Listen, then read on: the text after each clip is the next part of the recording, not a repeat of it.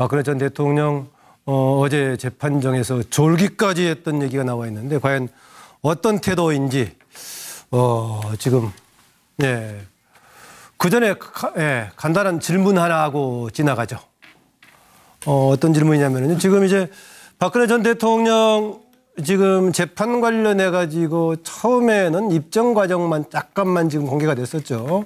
공개가 됐는데 이후에 공개의 필요성에 대해서 지금 이제 형사 재판장들한테 설문조사를 하고 있다고 하는데 우리 패널들은 지금 이 재판에 대해서 공개해야 된다고 보시는지 아니면 아니라고 보시는지 공개해야 된다고 보시면은 O를 앞으로 보여주시고 아니라고 보면 X 해주세요.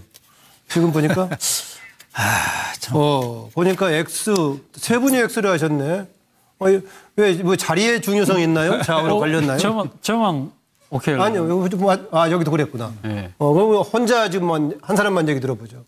저는 뭐 상당히 그 역사적으로 의미가 있는 재판 같은 경우 뭐 매일 중계를 할 수는 없지만 그러나 뭐 예를 들면 결심 재판이라든지 뭐 선고를 할 경우 그럴 때는 아마 국민들에게 왜 재판정에서 그렇게 재판부가 그런 그 결정을 했는지 정도는 국민들에게 직접 육성으로 알려주는 것도 역사의 교훈을 위해서는 필요하지 않나 하는 생각입니다. 그렇다고 해서 뭐 상시적으로 생중계를 하라는 것은 아니고요. 그건 뭐 피의자 인권 보호나 이런 측면에 또 고려해야 되겠지만 저는 역사의 교훈을 남기기 위해서는 필요한 사안에 따라서는 이 재판부가 이 결심해서 선고를 내릴 때 최종 그 결정의 이유는 국민들에게 직접 밝히는 것도 필요하지 않을까 생각해요. 네, 생중계해야 되는데 딱 한 사람이었는데 4대1로 몰려있는데 입장을 얘기하죠. 저희 X를 대신해서 우리 서정욱 변호사 얘기해 보세요.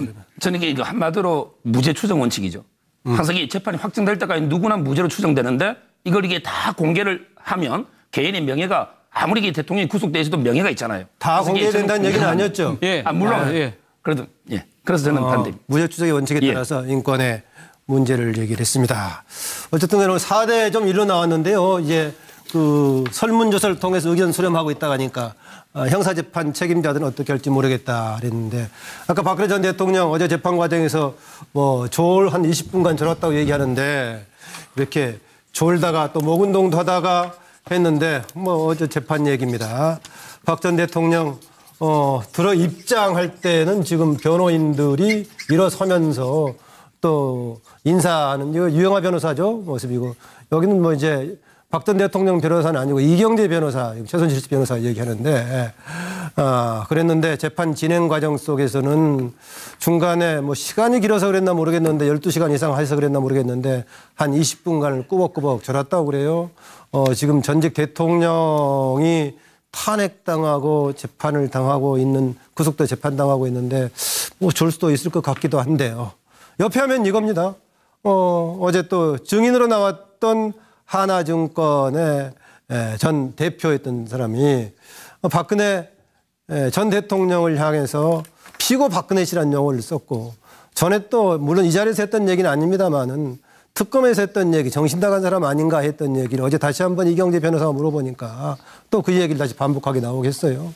박근혜 전 대통령 마치고 나가는데 지지자들이 진리는 승리한다, 진실은 승리한다 라면서 한호하는 표정이었었는데 어떻게 진행이 될지 지금 이제 박근혜 전 대통령의 최근 심정 어떨지가 굉장히 중요한 부분인데요.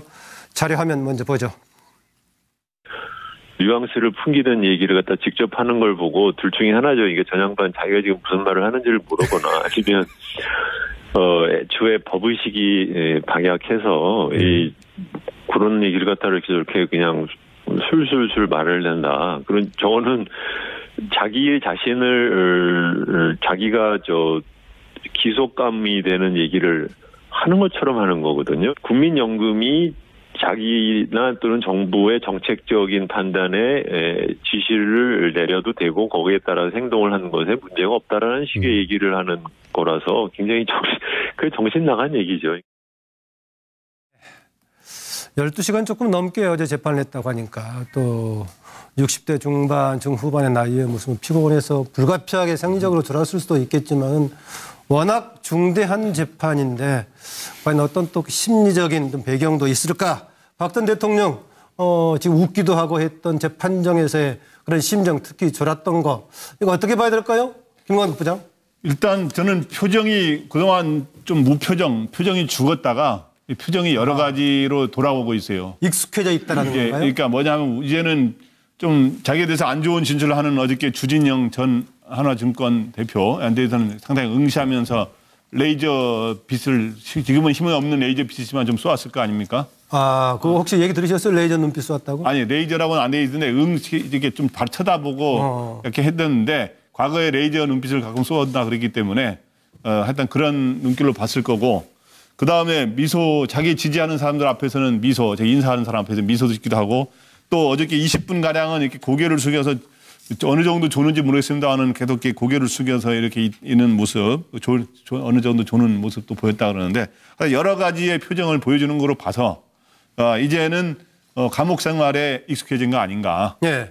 왜냐하면 익숙해져야 이제 그러거든요. 그래서 저는 좀 졸았다 그러길래 밤에 잠을 제대로 잠을 못 잔 건가 네. 뭐 이런 생각도 했는데 근데 이런 생각 하나는 들더라고요. 이 원래 피자가 붙으면 피고인이잖아요. 예. 근데 우리가 옛날에 어디 군대 훈련이라든가 무슨 예비군 훈련 같은 데는 피교육생. 이 피자가 붙으면은 이런 말이 있어요. 우스갯소리로. 네. 피자가 붙으면 항상 피곤한 거다. 좁고 졸리고 배고프고 춥다 이런 말이 있어요. 아니, 그래서 왜냐하면 수동적으로 가만히 있어야 되기 때문에 그래서 그런 말도 생각이 나더라고요. 네. 박근혜 전 대통령 어제 법정 상황에서 본 지금 심정에 관한 이야기입니다. 차재홍 교수. 예, 저는 어제 재판이 12시간 정도, 휴식 시간을 빼면 한 9시간을 오롯이 재판을 했다고 하니까 60대 중반의 나이의 박근혜 전 대통령 생각하면 아무래도 좀 피곤하고 졸릴 수도 있겠죠. 그럼에도 불구하고 저는 이런 생각을 해봤습니다. 정찰제 판결이라는 말이 있습니다. 기억하시겠지만 과거 재벌들 같은 경우 이 재판에 가면 항상 징역 3년에 집행유예 5년. 네. 결국 실형을 안 살리는 거죠. 항상 정해진 결론이 있다는 거죠. 그러니까 박근혜 전 대통령도 그런 생각을 할 거예요. 사실 누가 봐도 엄중한 혐의를 받고 있기 때문에 일반인 같으면 아무리 피곤해도 잠이 오겠습니까? 내 지금 형량이 지금 10년, 20년이 될지도 모르는 상황인데 아마 될 건데 아마 박근혜 전 대통령 이 재판은 결론은 내려져 있다. 어떤 식으로 결론은 내려져 있기 때문에 자신이 집중해서 해야 될 부분은 마지막에 최후 변론 같은 경우에 자신의 정치적 입장을 이야기하는 거 말고는 지금 하는 과정들은 어떻게 보면 어차피 다 정해진 이 짜맞추기의 그런 과정이 아니냐. 예. 그런 식으로 생각을 했다고 한다면 아마 이러한 오랫동안 진행된 재판에서 뭐라 하든 다 귀찮다는 그러한 하나의 의사표현일 수도 있다. 네. 일종의 정찰제 판결에 임하는 태도가 아닐까 하는 생각이 듭니다. 결론은 나 있다라고 보는. 그렇죠. 결론은 나 있는 입장. 그런 재판에 임하는 태도가 이렇게 지금 이렇게 보여주고 있는 모습이 아닌가. 절차와 시간만 남았다. 그렇죠. 보이군요. 네, 고 교수님. 아무래도 법정에 이제 몇 번 나오다 보면 다소 여유를 찾게 되지 않습니까? 주변도 이제 익숙해지고 이렇게 진행이 되는구나. 이렇게 또 긴장된 또 약간 풀리는 그런 것이 더 있을 것 같은데 기본적으로는 이 재판이 상당히 장기적으로 갈 수밖에 없다. 그리고 또 하나는 갈 때까지 가는구나. 그런 생각으로 이제 전체적으로 돌아가는 상황에 대해서 감을 좀 잡았다. 감 잡았다. 네, 감을 잡았다. 그렇기 때문에 다소 너무 그렇게 긴장되고 이렇게 할 게 아니라 참모들이라든가 지지자한테 약간의 또 미소도 지어 보내면서 이렇게 긴 싸움에 대비를 해야겠다. 그런 생각을 한 거 아닌가 그렇게 보여집니다. 혹시 박 전 대통령은 굉장히 심각한데 여기 패널들이 또 너무 편하게 해석해 주는 거 아닌가 모르겠네요. 네, 세양호 소장. 네, 보일 듯 말 듯 미소에는 두 가지 의미가 있죠. 하나는 염화 미소. 석가모니가 연꽃을 집어들자 8만 대중들 아무도 못 알아들었는데 가선만이 알아듣고 웃었다라는 염화 미소. 즉 오늘 영어는 보니까 차 교수 경쟁하네요 보니까 세양호 소장이. 그래서 마음과 마음이 통했다는 건데 아마 검찰과 증인들이 하는 얘기를 듣고 탄핵에 대해서도 인정하고 시시비비 가려 무엇하리 다 내 잘못이다라고 하는 그것을 자기를 내려놓는 듯한 미소일 수도 있고 아니면 비웃음. 어차피 유영하 변호사가 얘기한 듯이 상상과 추측으로 지은 사상 누각의 검찰의 억지 주장에 대해서 말도 안 되는 거짓말이다. 고로 나는 유죄가 아니라 무죄다라고 스스로 각오를 다지는 그런 비웃음일 수도 있겠는데 이 두 가지 중에 웃음의 저는 전자일 가능성은 거의 없는 거 아닌가라고 추측이 되는데요. 그래서 후자의 비웃음의 의미는 아닐까 끝까지 국민의 가슴을 씁쓸하게 하는 것 같습니다. 염화미소, 염화신중미소를 얘기했는데 고사 인용을 잘하는 서 변호사. 저는 이게 그 대통령이 여유를 보이는 게요. 딱 한마디로 하면 이게 그 결정적 한방이 없다. 물론 이게 결정적 증거라는 게 직접 증거랍니다. 바로 이게 공소 사실을 입증하는 직접 증거 있잖아요. 예를 들어 이게 이재용 부회장과 대통령이 독대를 했다. 그럼 이게 녹취록을 했다. 이재용 부회장이. 이건 직접 증거예요. 이런 게 없잖아요. 이런 결정적인 증거 놓으면 잠이 오겠습니까? 제가 보기에 증거 조사해봤자 그게 없다. 그럼 이게 검찰은 어떤 입장이냐? 검찰에게 직접 증거, 결정 증거는 없지만 무수한 잽도 모으면 퍼즐이 완성된다. 네. 이 말이 이게 간접 증거랍니다. 바로 이게 대표적인 안종범의 수첩.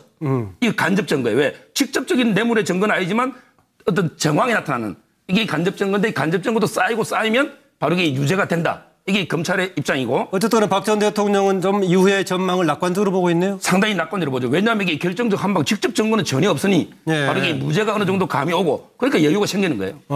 뭐 낙관적으로 본다는 게 이제 서정욱 변호사의 생각에서 그런 거 이제 다른 거 봐야겠는데요. 오늘 마지막 주제 보죠.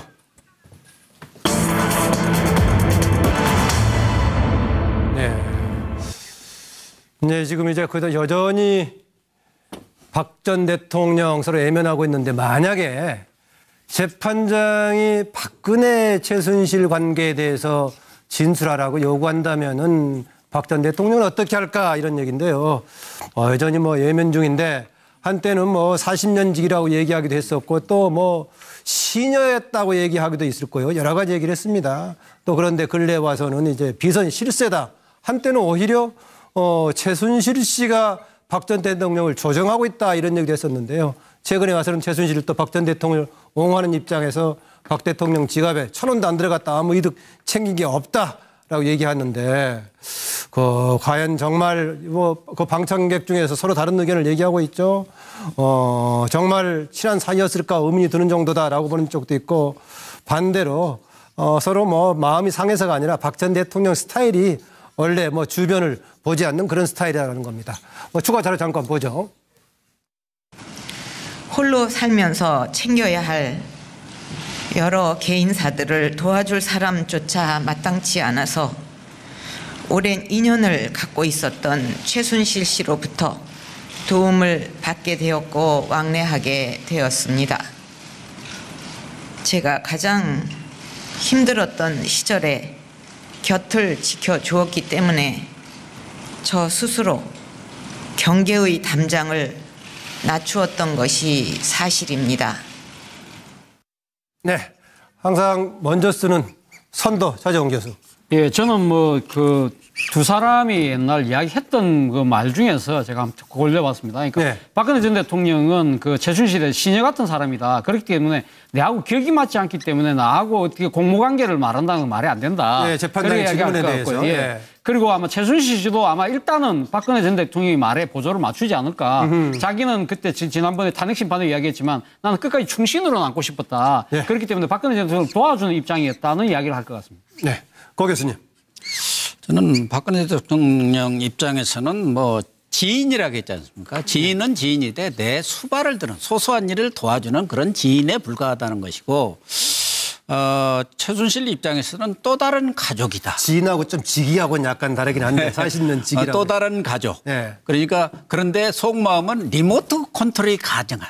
리모트 네. 컨트롤. 내가 다 이렇게 착착착 누르면은 왔다 갔다 할 수 있는 리모트 컨트롤이 가능한 가족에 불과하다. 네. 속마음은 그럴 것 같습니다. 네, 서영 소장. 네, 저는 뭐 박근혜 대통령은 피보다 진하지만 결국은 물일 뿐이다. 그리고 최순실은 박근혜 대통령에서 피보다 진한 쩐, 결국은 남남이란 소리, 서로 이익을 공유하는 이익 공동체일 뿐이지 그 이상 그 이하도 아니다라는 생각을 하고 있지 않을까 싶습니다. 네, 서영 변호사. 저는 이게 박 대통령은 뭐라 하냐면 눈도 이게 못 마주치는 시녀다 이렇게 말할 거고요.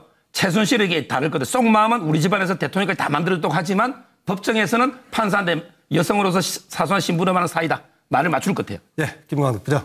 예, 저는 최순실 씨를 박근혜 전 대통령은 응원자 또는 도우미로 생각할 거고요. 그 다음에 최순실 씨는 박 전 대통령을 주군 또는 공주나 여왕으로 생각하는 그런 그동안의 표현으로 보면 그렇습니다. 네. MBN 뉴스 와이드 오늘 여기서 마쳐야 할 것 같습니다. 이어지는 MBN